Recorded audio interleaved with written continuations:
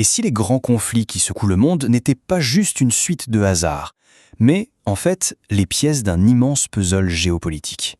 C'est une théorie assez audacieuse, on va le voir, qu'on explore aujourd'hui. Elle est tirée d'une source qui parle d'un supposé plan secret américain.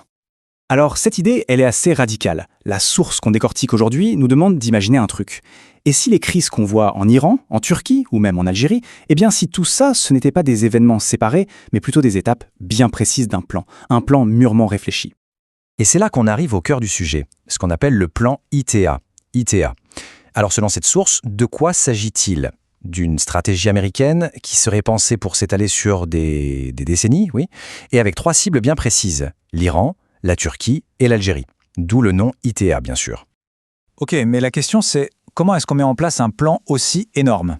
Eh bien, la source suggère que les auteurs de ce plan ne partiraient pas de zéro, loin de là. En fait, ils s'appuieraient sur une sorte de manuel de la déstabilisation qui aurait été testé et amélioré au fil des conflits passés. On parle ici de tout un spectre d'interventions, des guerres totales comme on a vu en Irak ou en Afghanistan, jusqu'à des interventions beaucoup plus ciblées comme en Syrie ou en Libye. L'idée, d'après cette analyse, c'est que chaque conflit aurait servi de terrain d'expérimentation, un vrai laboratoire pour tester et peaufiner des tactiques, pour se créer en quelque sorte une boîte à outils bien remplie pour les opérations à venir.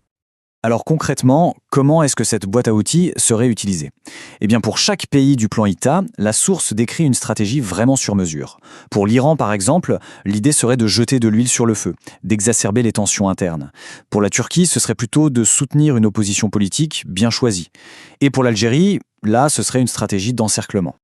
Et justement, pour que ce soit bien concret, la source zoome sur un des 3 pays, l'Algérie. C'est un peu l'étude de cas pour illustrer toute la théorie.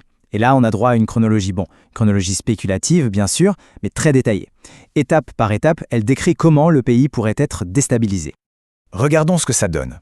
Ce plan, il s'étalerait sur 10 ans. Ça commencerait doucement, avec une grosse préparation médiatique pour diaboliser le pays, l'isoler sur la scène internationale. Ensuite, phase 2. Le choc économique.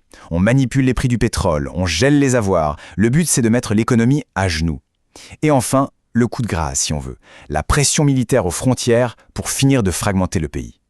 Et là, la source fait une comparaison assez parlante. L'objectif ultime de tout ça, ce serait de déclencher ce qu'elle appelle un printemps algérien artificiel. Un soulèvement qui aurait toutes les apparences de la spontanéité, un peu comme on a pu le voir ailleurs, mais qui en réalité, selon cette analyse en tout cas, serait complètement piloté de l'extérieur.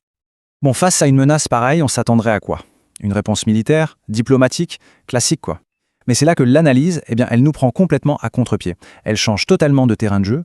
On quitte la grande géopolitique internationale pour atterrir